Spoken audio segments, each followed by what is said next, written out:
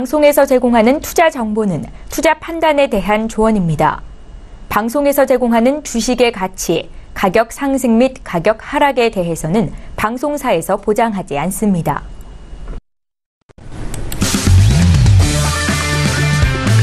네, 안녕하세요. 해외 선물 신세계 MC 김은혜입니다. 자, 오늘은 목요일장인데요.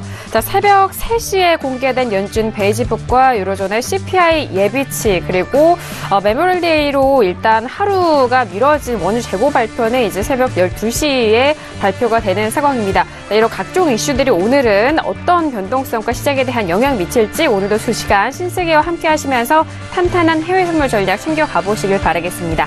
자, 오늘도 여러분께서 저희 방송 시청하시면서 참여하실 수 있는 방법도 활짝 열어놓고 있습니다. 전화와 문자, 그리고 유튜브 실시간 채팅방을 통해서도 다양한 의견 접수가 가능합니다.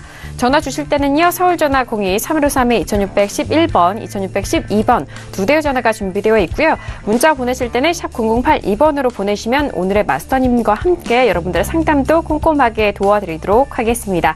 자, 그리고 저희 방송 유튜브로도 시청 가능합니다. 유튜브 들어오셔서 서울경제TV를 검색을 하시면 바로 실시간 시청과 함께 채팅방 활용이 가능하니까요. 오늘도 많은 참여 기다리고 있겠습니다. 아울러 신세계 1부에서 제공되는 정보는 투자 판단에 대한 조언입니다. 해당 상품의 가치와 수익률을 보장하지 않는다는 점 유의해 주시길 바라겠고요. 또한 저희 프로그램은 자본시장 통합법을 준수하고 있습니다. 1대1 투자 상담과 유사수신 행위, 무인가 영업행위, 불법 대여계좌 홍보비 가입권 등 이런 모든 불법 사항에 대해서 엄중하게 금지하고 있다는 점 또한 다시 한번 고지 도와드리도록 하겠습니다. 자, 오늘은 목요일 저녁인데요. 목요일 저녁 함께해 주실 출연진분들 먼저 소개해드리도록 하겠습니다. 먼저 김정철 해설위원님 함께합니다. 네, 안녕하십니까. 네. 일단은 지난주에 제가 그랬죠. 트럼프 대통령이 북미회담 취소한다고 우리가 지난주 목요일 날 그렇게 얘기를 했는데, 간단합니다. 그때 제가 그랬었죠. 곧 말 바꿀 거니까 걱정하지 말아라. 네, 바로 그 다음에 말 바꿨어요, 말을. 그래서 저희 방송 보셨던 분들이라면 참 좋은 도움이 되지 않았나 그런 생각해 보고요. 오늘 또 그런 이제 좋은 분석해서 다시 한번 얘기 드리도록 하겠습니다. 알겠습니다. 워낙 뉴스들이 많이 쏟아져 오고 있기 때문에 이들 뉴스에 바로 또 반응하기보다는 이 다음을 생각할 수 있는 그런 시황, 김정철 해설위원이 오늘도 함께 해주신다고 하니까 기대 많이 해주시길 바라겠습니다. 자, 그렇다면 외신들의 뉴스 정말 많이 나오고 있는 요즘인데 오늘도 함께 합니다. 박나경 캐스터. 네, 안녕하세요. 박나경입니다. 이제 6월을 앞둔 5월 31일인데요. 네, 그동안에 정치적인 이슈들이 참 많았습니다. 오늘은요, 경제 지표라든가 또 다양한 연설들이 지금 발표를 앞두고 있고, 또 6월에는 또 많은 세계적인 행사, 또 이슈들이 많이 기다리고 있습니다. 또 오늘은 또 어떤 소식들로 채워질지 2시간 동안 여러분들과 함께 하도록 하겠습니다. 네, 알겠습니다. 오늘도 2시간 동안 박나경 캐스터의 활약 많은 기대해 주시길 바라겠습니다. 자, 오늘 이렇게 두 분의 출연진분들 소개해드렸고요. 무엇보다도 목요일 저녁 어떤 마스터가 신세계를 찾아주셨을까요? 오늘 함께할 마스터를 먼저 영상을 통해서 만나보시죠.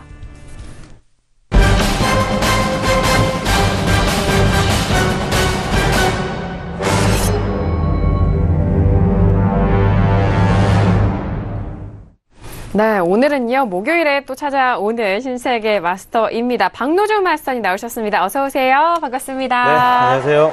네, 반갑습니다. 일단은 시장이, 기술적으로나 일단은 정치적인 리스크나 등등의 이슈나 좀 약간 어려운 구간에 좀 들어와 있다고 좀 보시면 될 것 같아요. 근데 한편으로는 어려운 구간인데 지수 쪽이나 일단 오일 같은 경우는, 큰 일단 변동성을 줄 수 있는 구간이다. 그래서 일단 유로나 사실상 금선물 같은 경우는 그렇게까지 변동성 나오진 않을 것으로 일단 오늘에 한해서요. 일단 그럴 것 같고 나머지 지수 쪽이나 아니면 지금 오일 쪽 이쪽은 그래도 오늘 큰 변동성이 나올 것으로 좀 봅니다. 지금 안 그래도 밀렸네요. 안 그래도 지금 하방을 드렸는데 저 빨리 일단은 청산을 좀 해야 되겠습니다. 네, 알겠습니다. 네. 자, 일단 크루드오일 같은 경우에는 오늘장이 좀 나올 것이다라고 했는데 지금 가격대가 상당히 빠르게 아래로 밀리면서 1.50%까지 빠르게 좀 밀리고 있고요. 지금 호가창도 워낙 빠르게 움직이고 있는 가운데 67.19달러 선에서 거래가 되고 있습니다. 뭐 다재다능한 마스터님답게 지금도 뭐 빠르게 청산도 하신다고 하는데 유튜브에서 먼저 드렸습니다. 아, 그죠? 그래요? 네. 알겠습니다. 이렇게 유튜브 빠르게 먼저 또 입장을 하시면은 박노조 마스터님이 저희 방송 시작하기도 전에 들이내시는 거 받아볼 수 있죠. 네. 지금 제가 얘기하자마자 오히려 그냥 확 밀렸어요. 67달러까지 밀리네요. 네. 청산하셔야죠. 네. 써야겠군요, 빨리. 알겠습니다. 빠르게 매도 쪽으로 신호 드리자마자 지금 포지션을 드리자마자 지금 67.05까지 빠르게 빠지고 있습니다. 정말 짧은 시간에 큰 수익을 거두시고 나오시는 것 같아요. 자, 이렇게 오늘은 박노조 마스터님과 2시간 동안 함께 할 텐데요. 자, 현재 시각 10시 1분 지나가고 있습니다. 자, 현재 시세는 먼저 어떻게 흘러가고 있는지 현재 시세 먼저 살펴드립니다. 시세 보시죠. 네, 먼저 지수부터 볼게요. 어제장의 본장에서도 S&P와 다우지수는 1% 넘는 강한 급등으로 마무리가 됐고요. 어제 선물 지수 안에서도 마찬가지입니다. 자, 종가 같은 경우에는 S&P 500 1% 넘게 올라오면서 2,723.25포인트에 마무리가 됐고요. 현재 부근에서도 소폭 추가적인 반등 이어가고 있습니다. 0.02% 보합권이고요. 2,723.75포인트 선 거래되고 있습니다. 자, 그리고 나스닥도 마찬가지입니다. 어제장에 반등과 함께 현재도 추가 반등 이어가면서 6,900선을 돌파하는데요. 0.09% 상승세 이어가고 있습니다. 자, 그리고 유로FX도 어제장에 오랜만에 반등이 이어왔습니다. 어제의 종가가 1.16810달러 선으로 아쉽게도 1.17달러는 회복하지 못했지만 어제장에 1% 넘는 상승으로 마무리가 됐고요. 현재 부근에서도 보합권에서 방향성 좀 탐색을 하고 있는 상황입니다. 1.16810달러 선으로 어제에 이어서 오늘도 추가적으로 반등을 이어갈 수 있을지 그 부분 살펴드리도록 하겠습니다. 자, 그리고 골드도 함께 보시죠. 자, 골드는 1,300달러를 이탈한 이후에 1,298.6달러 선으로 0.16% 약세 흐름 계속적으로 보여주고 있는 상황입니다.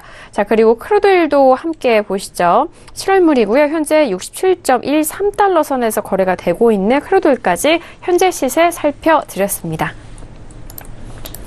자, 일단 지수에 대해서는 어제장에 본장과 선물 지수에서도 큰 폭의 상승으로 마무리가 된 상황이고요. 현재 부근에서는 추가 상승이냐, 이 선에서 좀 지켜가느냐, 그 부분에서 공방 벌이고 있는 상황 같고요. 자, 그리고 유로FX도 어제장에 좀 오랜만에 반등이 이어졌었고, 현재 부근도 역시나 지수와 마찬가지로 추가적인 상승 또는 보합권에서 움직이고 있는 상황입니다. 자, 그렇다면 현재 부근에서는 외신 쪽에서 어떤 뉴스 나오고 있는지 박나경 퀘스트 통해서 먼저 정리합니다. 네, 오늘의 첫 번째 소식 전해드리겠습니다. 네, 미국의 주간 실업보험 청구자 수가 22만 1,000명을 기록하면서 월가 예상치였던 22만 5,000명을 하회했다는 소식입니다. 네, 그리고 미국의 4월 소비 지출이 0.6% 상승을 기록을 하면서 월가 예상인 0.4% 상승을 상회했다는 소식이고요. 네, 이어서 블랙록의 그 전망 소식입니다. 네, 미국 연준이 기준금리를 시장이 예상한 만큼 많이 올리지는 못할 것으로 전망을 했는데요.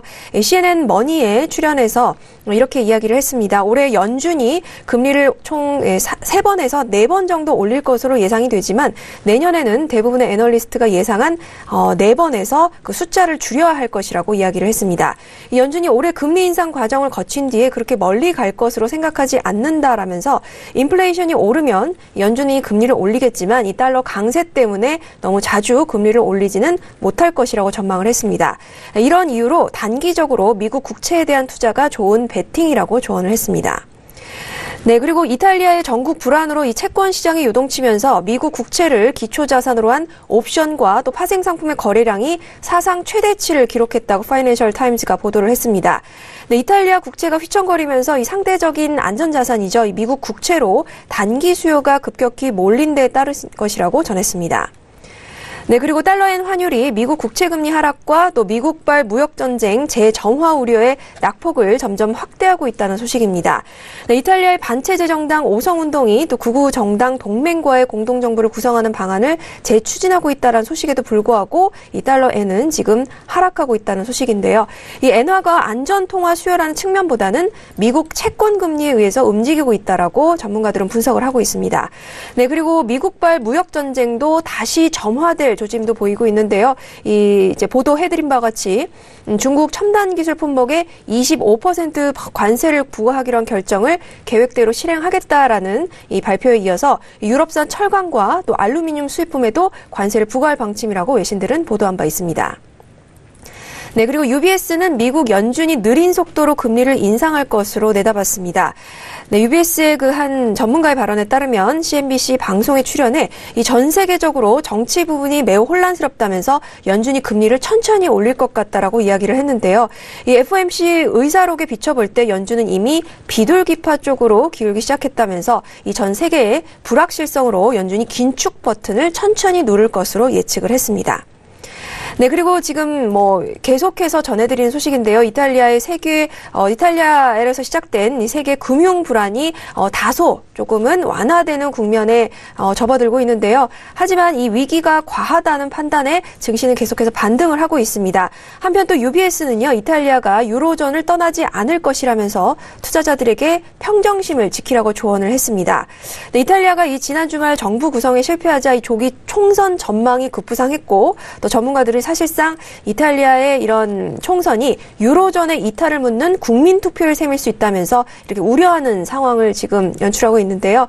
이 이탈리아의 유로존 탈퇴를 의미하는 이탈렉시스에 대한 공포감이 다소 과장된 측면이 있다면서 이탈리아에 대해서 평정심을 찾은 뒤에 논의해야 된다라고 이야기를 했습니다. 지금 이런 유로존 탈퇴는 걱정할 필요가 없다라고 이야기를 하면서 이 채권 시장 동향이 통화 동맹을 깰 수 없다고 강조를 했는데요. 뱅크런, 즉 이 대규모 예금 인출 사태만이 이 통화 동맹을 깰 수가 있는데 이 뱅크런 사태 조짐은 보이지 않는다는 게 이 이코노미스트들의 분석입니다. 네, 그리고 유로존의 4월 실업률이 8.5%를 기록하면서 예상치를 부합했다는 소식입니다. 네, 그리고 유로존의 5월 CPI 예비치가 1.9% 상승을 기록하면서 13개월 내 최고치를 기록했다는 소식이고요. 네, 그리고 우니크레디트의 지금 전망 보도입니다. 유로존의 물가 상승률 지표가 나오지만 유로화 가치에 미치는 영향은 작을 것이라고 분석을 했습니다. 네, 인플레이션 지표는 기본적으로 물론 중요하지만 이탈리아 전국이 시장을 좌우하는 현재 단계에서는 외환 시장에 큰 영향을 미치기는 힘들 것으로 내다봤습니다. 네, 그리고 이어서 네덜란드 ING 은행의 전망 또 보도입니다. 유로화의 반등은 계속되는 반면 달러화의 상승세는 쉽지 않으리라고 내다봤습니다.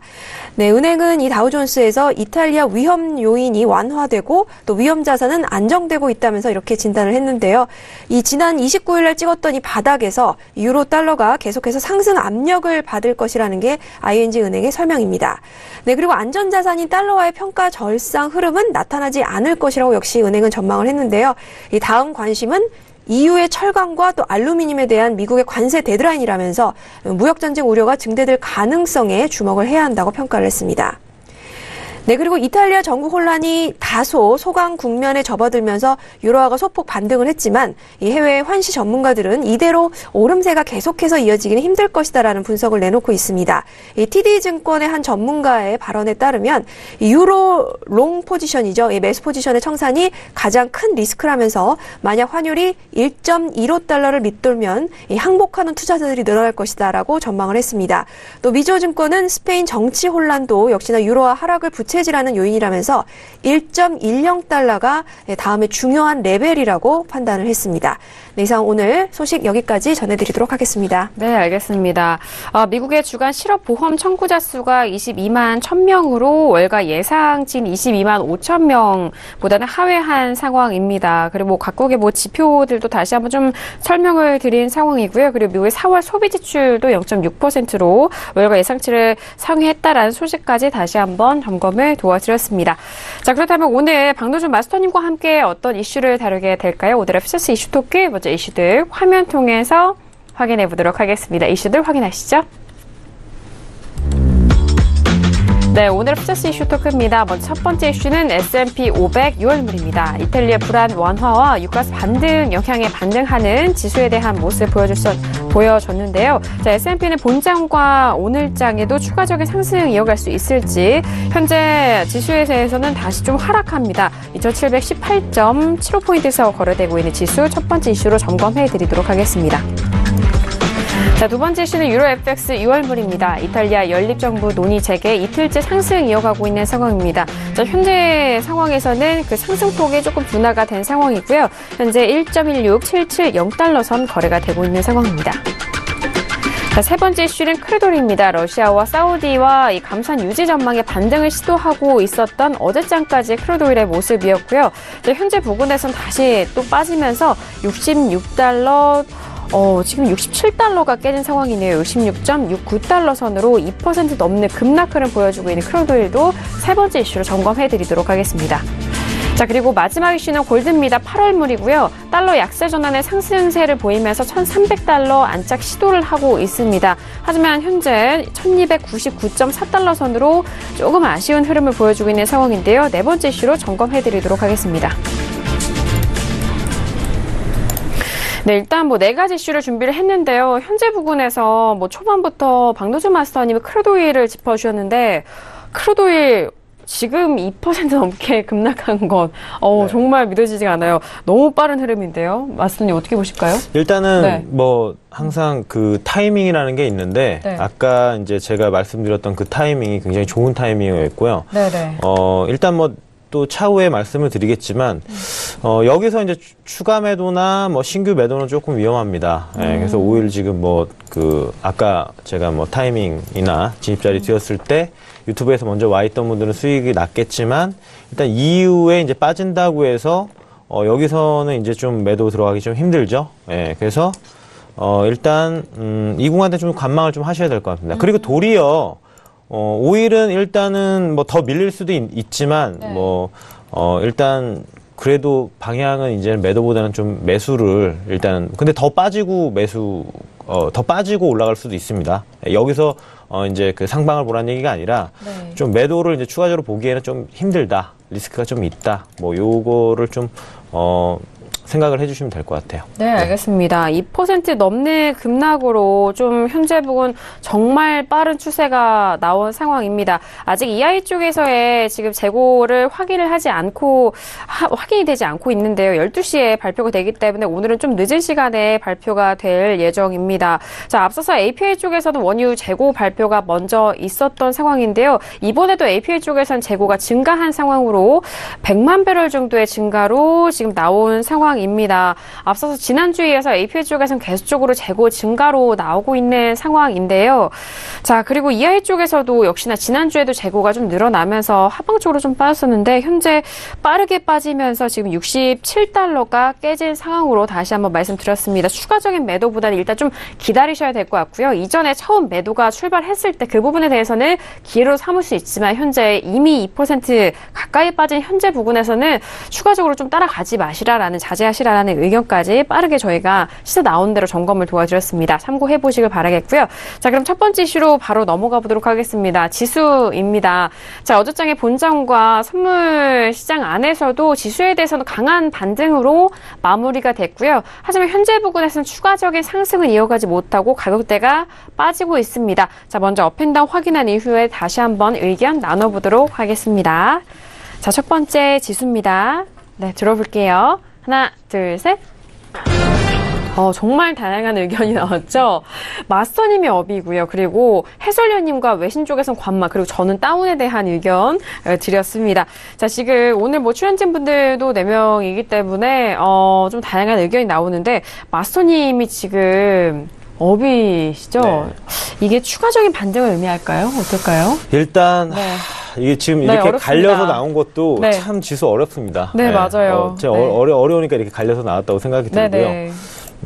안 그래도 지금 오프닝 이제 방송하기 전에도 지수 딱 봤는데 어렵다 이런 생각을 했었는데 일단 정치적인 이슈도 어디로 튈지 모르겠어요. 그러니까 유럽발 정치 리스크도 지금 일단은 다 반영이 좀 다 됐다고도 또 생각이 들고 차후에 또 이게 지금 사실상 유럽도 지금 그리스도 브렉시트 그죠? 이탈렉시트. 왜냐하면 그리스도 보면은 사실상 지금 부채 탕감 그때도 해달라. 안 그러면은 또 지원해달라. 다 지금 똥배짱이거든요, 사실상. 이탈리아도 똑같은 케이스로 가고 있고. 네. 그렇다고 하더라도 사실 유로존 탈퇴를 하게 되면 본인들도 굉장히 손해기 때문에 그럴 것 같지는 않고요. 예, 생각에. 그리고 지금 또 트럼프 대통령은 항상 이게 오늘 다르고 내일 다르고 이래버리니까 발언이 뭐가 나올지 모르니까 네. 일단은 정치적인 이슈 가지고는 좀 어느 쪽으로 튈지 저도 감을 못 잡겠더라고요. 네.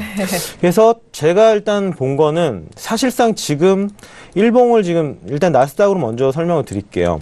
일봉을 보면 지금 계속 고점에서 밀렸어요. 뭐 이전에도 말씀드렸는데 5월 14일 날 그다음에 뭐 쭉쭉 5월 25일 그다음에 28일 그다음에 뭐 오늘도 거의 대부분 7,000선 좀 넘어가면 그대로 밀렸거든요. 거의 그러니까 7,000선 정도가 지금 좀 박스권에서의 지금 고점이라고 좀 생각하시면 될 것 같은데 네. 이거를 일단은 한 번을 밀고 깨고 가면 그대로 위로 슈팅이 크게 나올 거예요. 근데 계속 여기서 밀린다는 얘기죠. 네. 그렇다면 여기서 밀리니까 단기적으로 또 하방으로 좀 내려갈 수 있을 것이다. 이렇게 볼 수도 있거든요. 그렇죠. 예. 그러니까 이게 굉장히 어렵다는 거예요. 왜냐하면 오늘 좀 밀리고 또 뭐 내일 좀 잠깐 또 들어 올렸다가 다시 밀리고 이렇게 계속 갈 수 있다는 건데 저는 그러니까 단기적인 것보다는 지금 주봉을 봤었을 때 위에 매물대가 없어요. 예, 그대로 뚫고 올라갈 수 있는 굉장히 큰 빈 공간이에요. 예, 그래서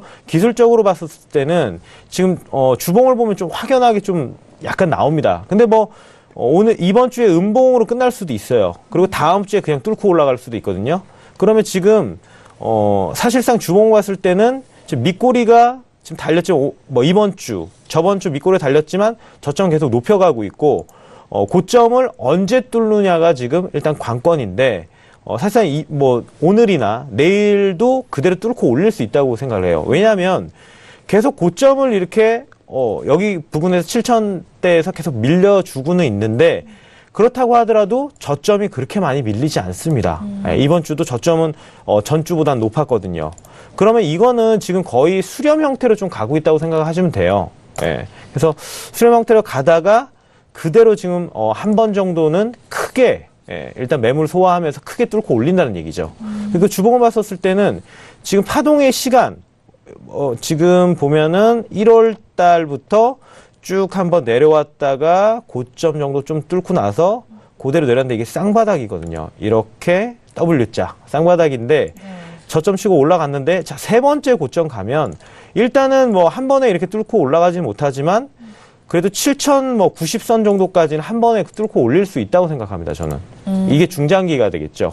네, 그래서 중장기적으로는 좀 가늠이 좀 되는 것 같아요. 그 기술적 패턴으로 봤었을 때 이거는 그대로 지금 그 박스권이 좁아지면서 그대로 한번 중기적으로 봤을 때는 그대로 위에 지금 없거든요. 매물대가 지금은 저희 사라져 있는 상태이기 때문에 이 지금 단기 고점만 매물 소화하면은 그대로 뚫어서 올릴 수 있는 지금 일단은 패턴인 거고요. 그리고 지금 S&P도 마찬가지인 것 같아요. S&P 같은 경우도 오늘의 저점은 지금 지지해주고 있거든요. 네. 그래서 그 뒤로는 좀 밀리지는 않고 있습니다. 그래서 주봉 봤을 때 S&P도 굉장히 길어요. 네. 예전 패턴 보면은 이걸 그대로 쭉 들어 올렸던 패턴도 있었었고, 다음 주로 또 미룬 다음에 다음 주에서 그대로 슈팅 나오는 경우도 있었었거든요. 그래서 지금 어차피 S&P도 비슷하게 가고 있고, S&P도 이 구간, 지금 2,800에서 지금 2,750, 이 구간이 완전히 매물이 좀 사라진 상태입니다. 예. 왜냐면은, 만약에 그대로 올렸으면은 저항대가 굉장히 좀, 그러니까, 지금 보면은 주니까 한 주, 두 주, 세 주 정도에서 계속 여기서 수렴 형태로 갔는데, 네. 시간을 좀 가져가면서 응축된 형태의 에너지를 가져간다고 생각하시면 돼요. 네. 그래서 여기서 이제, 좀 수렴하면서 다음에 터트릴 자리를 보고 있다는 얘기죠. 그래서 뭐 일단 나스닥이나 뭐 지금 뭐 S&P나 봤었을 때 패턴 자체가 일단은 좀 양호한 형태로 지금 중기적으로 가고 있고요. 그리고 아무래도 지금 뭐 이슈적인 면에서는 지금 일단 뭐 이탈리아 정책 리스크가 일단 나왔는데 이젠 다 반영이 되지 않았을까? 반영이 되고 좀 어느 정도 빠져줬고 다시 끌어올리지 않았습니까? 네네. 그럼 이제는 좀 도리어 이제 불안정한 게 좀 없어졌죠. 다 알고 있는 상태고 이제 이거를 우리가 어떻게 해결하자 이런 국면으로 갈 거니까 분명히 해결책이 좀 나올 거라고 봅니다. 그럼 그때는 이제 뭐 불안정한 게 일단은 그때는 있었지만 지금 이제 해소되니까 그 뒤로는 좀 더 주가가 올라가는데, 그러니까 지수 쪽에 올라가는데 좀 더 힘을 실게 되는 결과가 나오지 않을까, 이렇게 생각이 되는데, 오늘 참 어려워요, 근데. 중기적으로 그렇게 보는데, 오늘로 뚫고 올라갈 수 있다고 보지만, 오늘 저점을 깨면, 오늘 만약에 저점이 깨지면 여기서 손절 나가야 됩니다. 데이 트레이딩 하시는 분들은. 네. 왜냐하면 오늘 만약에 금일 저점이 나스닥은 6,967.50인데 이 부근대 가면은 그대로 밀릴 거예요. 밀리면서 6,900 대략 55선 정도까지도 밀고 내려갈 수 있습니다. 그리고 나서 오늘 다시 올라가면서 말고 올라가는 거죠. 하방 한번 줬다가 말고 올라가면서 다시 지지를 해주는 거죠. 네. 그럼 내일이 있고 다음 주가 있기 때문에 또 박스권 가다가 뚫겠죠. 그렇기 때문에 오늘 안 내려간다고 생각하시면 또 안 됩니다. 네. 그래서 내려가면 그 정도 볼 수 있고, 나스닥은. 네. 그리고 S&P 같은 경우도 저점 부근까지, 오늘 저점이 2715.50인데, 한 2716선 정도까지 가면 저점 밀린다고 보시고요. 그 다음에 2010선 정도까지는 밀릴 수 있다. 그리고 다시 지지하고 끌어당길 것이다. 이렇게 좀 시나리오를 좀 그렇게 보시면 될 것 같습니다. 네, 알겠습니다. 자, 지수에 대해서는 추가적으로 계속적으로 상승하지 못하고 저항에 맞는 부분을 계속적으로 본 이후에는 이제 하방 쪽으로 봐야 될 것이 아니냐라는 그렇게 분석을 할 수도 있지만, 하지만 위쪽으로의 공간이 더욱더 남아있는 상황이고, 이런 장기적인 랠리로 생각했을 때는 상승 기조로 추세로 보는 것이 맞다라는 마스터님의 의견을 설명해드렸고요. 다만 오늘의 저점이 계속해서 깨진다면은 손절 좀 짧게 처리하시고 하방 쪽으로 더욱더 열릴 수 있는 가능성까지도 다시 한번 짚어드렸으니까요. 일단 긴 추세에 대해서는 장기적으로는 상승 랠리와 오늘 데이 트레이딩 관점에서도 저점 깰 시에는 더욱더 하방 쪽으로 가격대가 빠질 수도 있는 가능성도 있는 그 부분도 참고를 해보시길 바라겠습니다. 자, 업에 대한 마스터님 의견이 확인이 됐고요. 그렇다면은 해설위원님의 의견은 지금 현재 관망이십니다. 네, 어떻게 네, 들어볼까요? 일단 네. 아주 간단합니다. 차트 라인이 딱 걸쳐 있어서 관망입니다. 지금 보시면 아시겠지만. 지금 캔들이 네, 지금 2721, 제가 이 라인을 징그은 게 절대 아니고요. 옛날부터 그어놓은 라인이죠. 그어놓은 라인, 이 라인 위에 있으면 매수고, 이 라인 밑에 있으면 매도다. 지난주도 이렇게 얘기해드렸어요. 근데, 위에 올라와 있는 듯 하면서 지금 아래로 내려와 있는 듯. 여기 애매하게 있거든요. 지금 애매하게 있어서. 여기서 방향이 어떻게 나오느냐에 따라서 그쪽 방향으로 갈 것 같은데, 단 하방은 짧을 거라 보고 있고요. 네. 상방은 나올 가능성이 좀 높다. 저 이렇게 보고 있습니다. 왜냐하면 트럼프 대통령이 항상 최악의 시나리오 뭔가 주잖아요. 그 다음에 또 당근을 줘요. 또 내일 되면 또 뭘 줄지 몰라요. 지난주에 분명히 저희 방송 중에 북미 정상회담을 취소시켰어요. 맞아요. 그때 제가 그때 바로 그랬거든요. 내일 또 바뀔 거다. 연연해 하지 말아라, 절대. 신경 쓰지 말아라. 어차피 또 바뀔 거다. 예. 지금 현재, EU하고 지금 현재 무역전쟁 하고 있고, 중국하고 다시 좋게 풀어지는 듯 하다가, 다시 중국 시비 걸고 있잖아요? 또, 이쯤 되면 이제 시비 걸고 있는 타이밍이잖아요, 지금이. 이 타이밍이 끝나면 어떤 타이밍이 오냐? 또 다시 유화적인 제스처를 해주는 타이밍이 또 와요. 예. 그 말은 무슨 말이냐? 이제 우리가 이제 보면 딱 알아야 된다는 거예요. 그러니까 지금 글로벌 위기 중에 가장 첫 번째로 이제 S&P만 그냥 놓고 얘기할게요. 물론 유로존 이슈 때문에 S&P가 밀린 것도 있습니다. 왜냐면 요건 차후로 좀 얘기를 드리고 유로 할 때 얘기 드리고요. S&P 500에서 우리가 집중적으로 봐야 될 게 이제 주변의 외부 환경을 보자면은 이제 무역 전쟁이 제일 큰 외부 환경이겠죠. 그러면 이제 무역 전쟁 외부 환경인데 무역 전쟁 같은 경우도 뭔가 이렇게 임팩트 공격을 가하고 나서 보통 패턴이 한 2, 3일 뒤에 또 다시 수습하거든요. 그 말은 즉 트럼프 대통령이 별로 무역전쟁 하고 싶은 의지는 없다는 거예요. 이거는 결국 의지가 없어요, 사실. 의지가 없는데 그럼 왜 이렇게 오락가락하냐? 내부적으로 좀 갈등이 있습니다. 제가 얘기 드렸지만 로버타이저 국무 대표가 있는데 그쪽이 좀 강경파고 문우신 장관이 좀 온건파인데 둘이 좀 충돌이 많은 것 같아요. 그러니까 트럼프 이 얘기도 들어봤다가 저 얘기도 들어봤다. 이 얘기 듣다가 로버타이저가 뭐라고 하면 얘 말이 맞는 것 같아. 이 얘기 들어봤다가 지금 왔다 갔다 하고 있거든요. 그리고 또 뭐가 또 있냐면 그냥 북미 정상회담도 마찬가지입니다. 존 볼턴 얘기 들어보다가 다시 폼페이오 얘기도 한번 들어봤다가 지금 이러고 있는 중이에요. 이러고 있는 중이라서 그때그때마다 이제 말이 바뀌는 거예요. 그래서 그걸 좀 잘 캐치를 해주셨으면 좋을 것 같다. 제가 이렇게 정치적 이슈나 뭐 이런 거에 대해서 얘기한 것 중에 틀린 게 거의 없습니다. 예, 그거 좀 잘 상기해 보시면 좋을 것 같고요. 그리고 이탈리아, 물론 이탈리아 이슈가 S&P에 영향을 줍니다. 왜 영향을 줄까요? 잘 생각해 보세요. 이탈리아 은행들, 유니크레딧이랑 이탈리아 1위가 유니크레딧, BNPS 뭐 이런 이탈리아 은행들이 있거든요. 이 은행들 부채를 누가 가지고 있냐면 프랑스, 독일, 미국이 갖고 있어요. 다 빌려줬단 말이에요.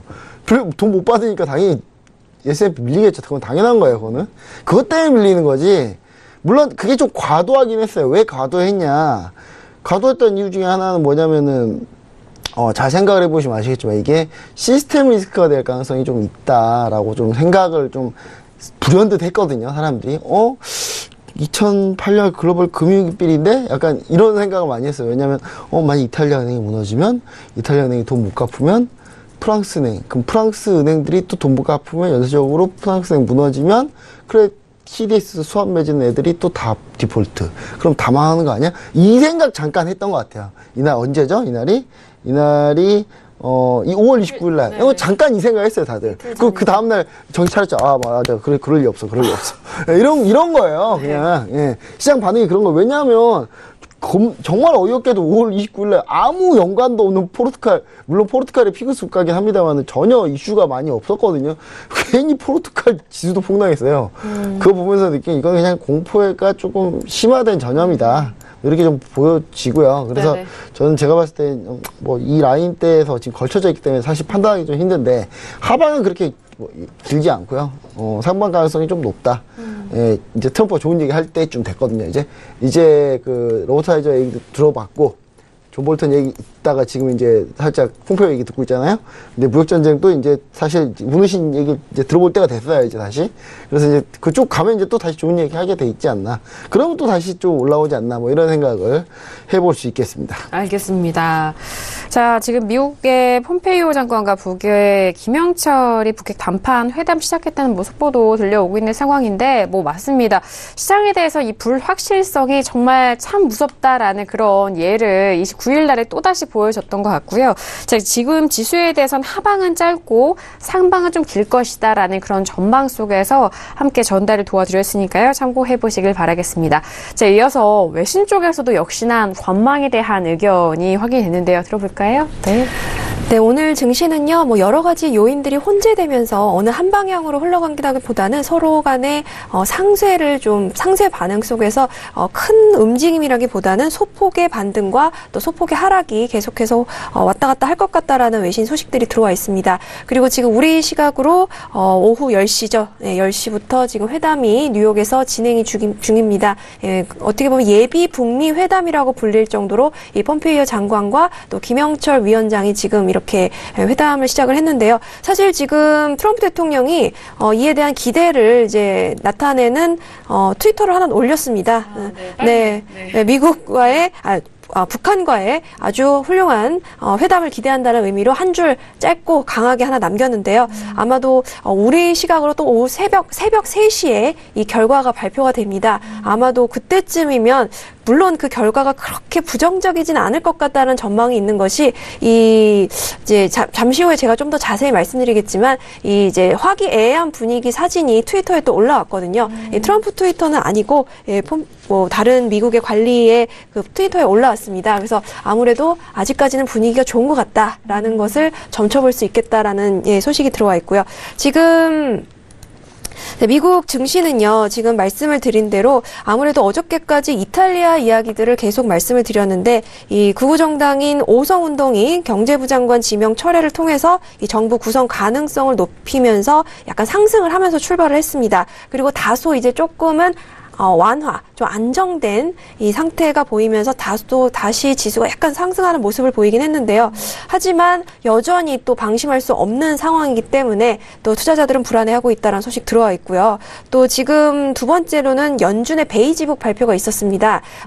우리 시각으로 새벽 시간에 발표가 있었죠. 새벽 2시 정도였나? 하여튼 그 정도였던 것 같아요. 그래서 그때 이제 베이지북에 따르면은 미국 경기가 완만한 수준으로 개선되고 있고 특히 제조업 활동이 모든 지역에서 개선 개선되고 있다고 이야기를 했습니다. 그래서 임금에 대해서도 타이트한 고용으로 완만한 임금 상승이 이루어지고 있고 또 이를 기반으로 물가 상승도 완만하게 증가하고 있다라고 이야기를 했습니다. 그래서 현재 미국 경기가 제조업이 주도한 완만한 개선이 이루어지고 또 그렇기 때문에 연준의 점진적인 금리 인상 기조 가능성을 높였다라는 소식이 들어와 있습니다. 그리고 전반적인 지금 지수 미국을 보면요. 은행주들이 좀 상승을 조금 견인한 모습이 보이고 있습니다. 골드만삭스나 뱅크 오브 아메리카가 1% 이상 급등한 모습이고요. 또 지금 하지만 또 이탈리아, 이 유럽의 상황이 조기 선거 가능성과 또 유로존 탈퇴 우려 이슈로 또 이 상승을 조금 누르고 있다. 라는 이야기도 들어와 있습니다. 그리고 오늘은 좀 연설 일정들이 많이 있고요. 또 여러 가지 경제 지표 발표들이 있습니다. 뭐 라파엘 보스틱 애틀랜타 연은 총재 그리고 랄 브레이너스 연준 이사 연설 등이 있고 또 이제 4월 미국의 그 개인소득 및 개인지출 PC 가격 지수 그리고 주간 신규 실업보험 청구자 수 예비치 그리고 시카고 PMI 잠정 주택 판매 지수 등 이제 이런 발표들이 예정돼 있고요. 그리고 지금 북미 회담 지금 말씀을 좀 먼저 드렸는데 여러 가지 이제 이 한반도 문제에 영향력을 행사하려는 주변국들의 움직임도 역시 빨라지고 있다는 소식 들어오고 있습니다. 러시아, 일본이 또 북한을 연이어서 이렇게 접촉을 하고 있고요. 또 북미 회담에 앞서서 북한, 중국, 러시아 이렇게 3국 정상회담이 이뤄질 가능성도 역시나 제기되고 있는 상황이기 때문에 이 주변국들이 어떻게 움직이는지 그 동향도 좀 살펴봐야 할 것이다라는 소식이 들어와 있습니다. 그리고 또 마지막 이제 유로 FX 때 좀 더 자세하게 말씀을 드릴 예정인데 아무래도 이제 5월 31일 이제 내일이 6월 1일인데요. 미국이 EU에 대해서 관세 부과를 유예하지 않고 부과를 하겠다라고 결정을 했다는 소식이 들려오고 있습니다. 이에 따라서 이제 철강과 알루미늄 등등 이제 25% 정도 관세가 부과될 것이고 또 유럽도 이에 대해서 보복 관세를 할 것이다라는 소식도 들어와 있습니다. 이 소식은 이제 유로 FX 때 좀 더 자세하게 말씀을 드리고요. 지금 이제 외신 쪽에서는요. 약간의 상승세를 지지하고는 있지만 여러 가지 이탈리아와 정치적인 불확실성 그리고 역시나 트럼프의 너무나 자주 바뀌는 발언과 행동 때문에 조금은 관망을 해야 되지 않겠느냐라는 이야기가 들려오고 있어서 저는 관망을 말씀드렸습니다. 네, 알겠습니다. 현재 부근에서의 지수에 대해서 말씀 도와드렸고요. 그리고 북미 정상회담에 대한 소식까지도 좀 추가적으로 들려오는 대로 박남규 캐스터 통해서 다시 한번 정리해드리도록 하겠습니다. 자, 이렇게 첫 번째 이슈 S&P 500 짚어드렸는데요. 시간이 10시 32분 지나면서 오늘 목요일장에 개장이 된 상황입니다. 자, 개장과 함께 앞서서 살펴드린 종목에 대해서는 시세 어떻게 흘러가고 있는지 다시 한번 현재 시장 흐름 살펴드리도록 하겠습니다. 시세 보시죠. 네, 오늘 목요일장이 개장이 됐습니다. 개장과 함께 일단 지수부터 살펴보시죠. 자, S&P 500 지수 하방 쪽으로 흘러가고 있습니다. 2715포인트까지 좀 빠지면서 0.29% 하락세 보여주고 있고요. 하지만 나스닥은 S&P 500에 비교해서는 조금은 단단합니다. 6,976포인트 선으로 다시 올라오면서 6,981포인트로 0.03% 보합권 움직임이고요.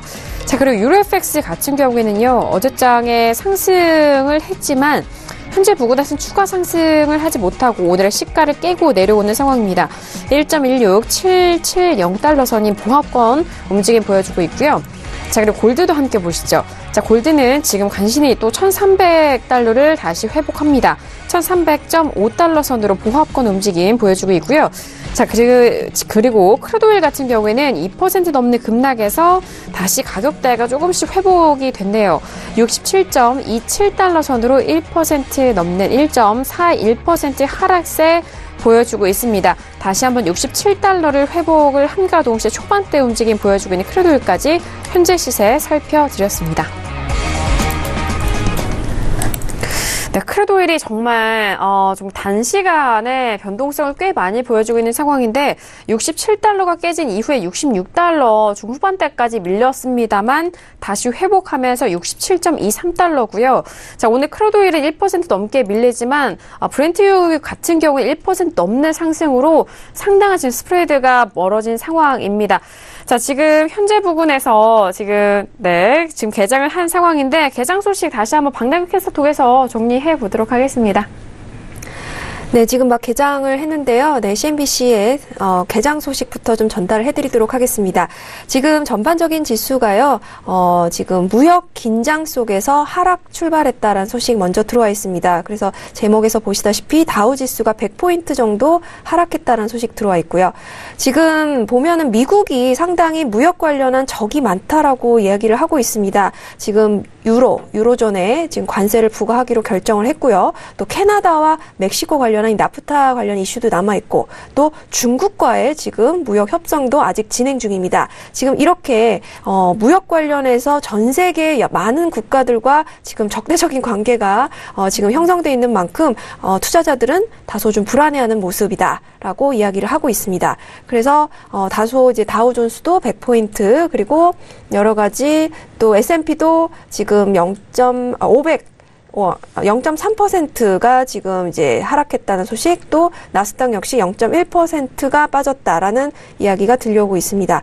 지금 전반적인 이 소식들은요, 트럼프가 지금 말씀하신 대로 한 치 앞을 내다볼 수 없는 이제 행보를 보이고 있기 때문에 예측이 좀 힘들다라고 전문가들 역시 이야기를 하고 있고, 지금 가장 이슈는요, EU의 국가들에 대해서 관세를 부과하기로 한 결정, 유예하지 않겠다는 이 결정이 가장 부정적인 소식이다라고 지금 전문가들이 지금 진단하고 있는 소식입니다. 이러한 영향들이 유가와 또 통화에도 큰 영향을 끼칠 것이다라고 진단을 하고 있고요. 그래서 북미 회담에 지금 어떤 성과가 나올지 모르지만 이런 정치적인 어떻게 보면 기대 속에도 여러 가지 무역 이슈 때문에 지수를 계속 하방 압력을 하고 있다라는 소식까지 전달해드리도록 하겠습니다. 네, 알겠습니다.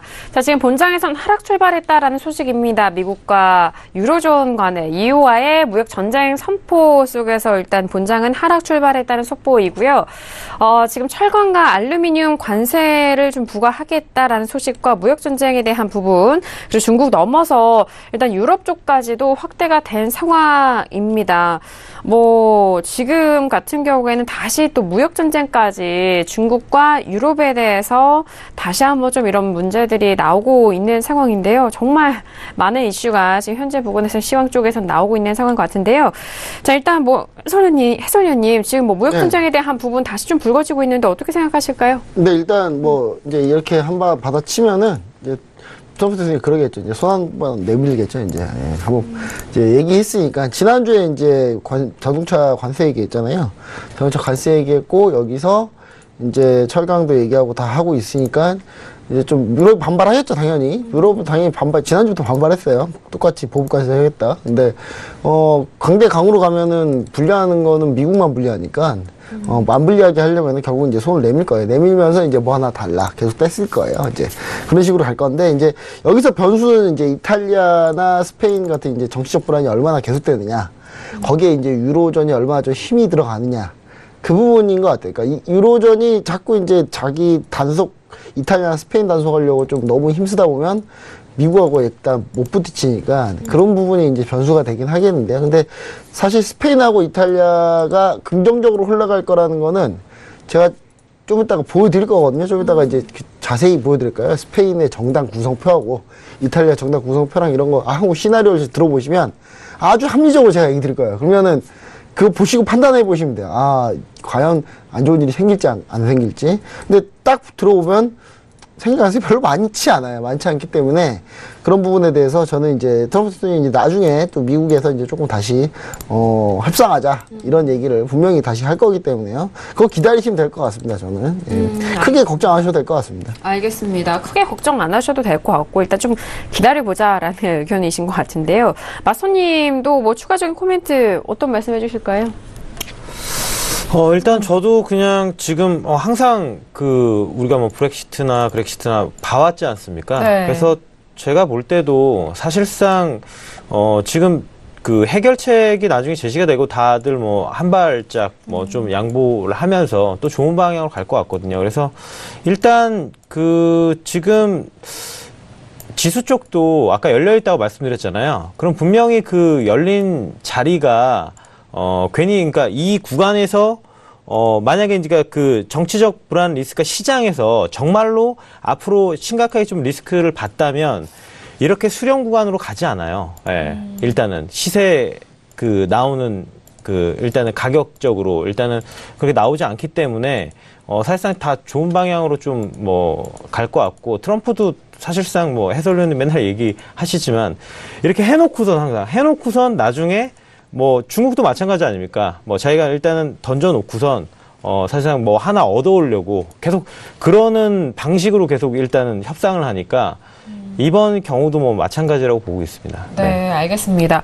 자, 일단 이전에 지금 불거져 오고 있는 문제들, 이탈리아 쪽에서에 대한 문제라든지 지금의 무역전쟁에 대한 이슈도 금방 지나갈 것이다. 크게 영향이 많이는 좀 미치지 않을 것이다. 라는 의견으로 두 분께서 좀 설명을 도와주셨고요. 자, 지금 지수에 대해서는 다시 추가적인 하방보다는 다시 좀 돌려 세우는 모습을 보여주고 있습니다. 역시나 또 두 분께서도 말씀해 주셨듯이 하방은 좀 짧고 상방은 좀 길까요? 계속적으로? 오늘 잘하면 네네. 슈팅도 나올 수 있겠는데요, 지금. 아, 그래요? 6,995선인데 오늘 네. 9.703이에요. 그러면 이거 그대로 슈팅 나오면서 뚫을 수도 있습니다. 그러니까 네. 만약에 뚫게 되면은 만약에 혹시라도 매도 진입을 하신 분들은 여기에 대항하면 안 됩니다. 손절은 그래도 거의 7,000선 정도 아니면 오늘 고점 부근에다 걸어놔야 됩니다. 그러니까 만약에 지금 상승하고 있는데 역방향으로 만약에 진입하신 분들은 위험해요. 예, 손절을 확실하게 거셔야 된다. 왜냐하면 상방은 굉장히 많이 열려 있어요. 슈팅 나오면 크게 갑니다. 네. 예. 지금 거의 다 왔는데요, 지금. 아, 예, 그래요? 예. 자, 일단 지수에 대해서 다시 유의하셔야 될 점도 다시 한번 짚어드린 상황입니다.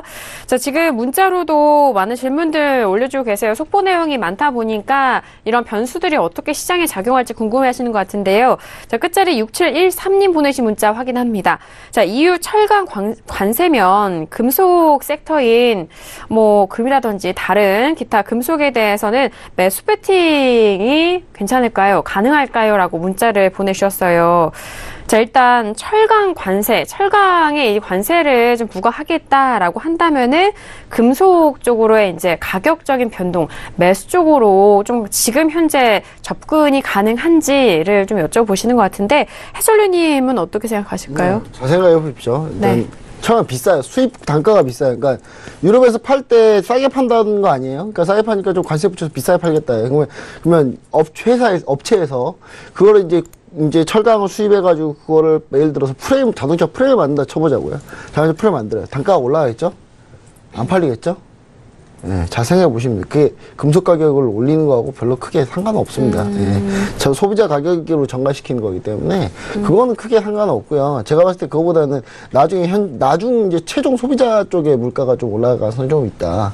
예, 그것 때문에 차트에서 금속 가격이 급등하고 그러지는 않습니다. 물론 상승 추세는 좀 탈 수는 있는데 그게 그렇게 큰 영향을 차지하지는 않고요. 그냥 원래 수요 공급만 차지한다고 보시면 좋을 것 같고요. 네. 최종 소비자가에서 전가되는 경우가 많기 때문에 그런 부분으로 생각하시면 되고요.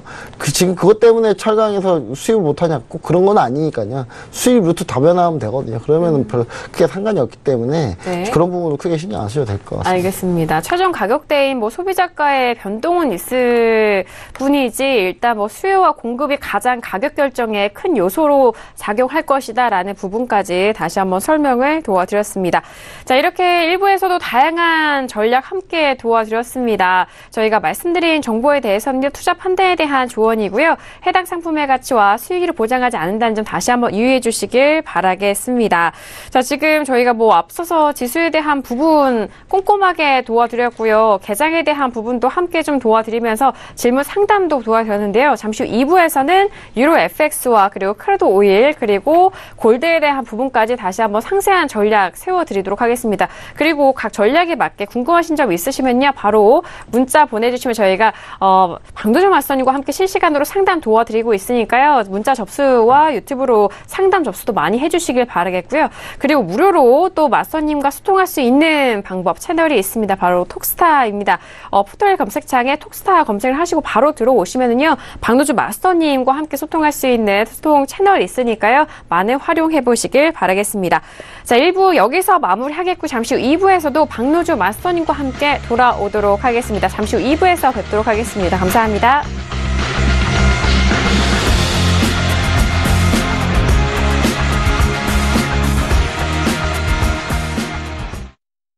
본 방송에서 제공하는 투자 정보는 투자 판단에 대한 조언입니다. 방송에서 제공하는 주식의 가치, 가격 상승 및 가격 하락에 대해서는 방송사에서 보장하지 않습니다.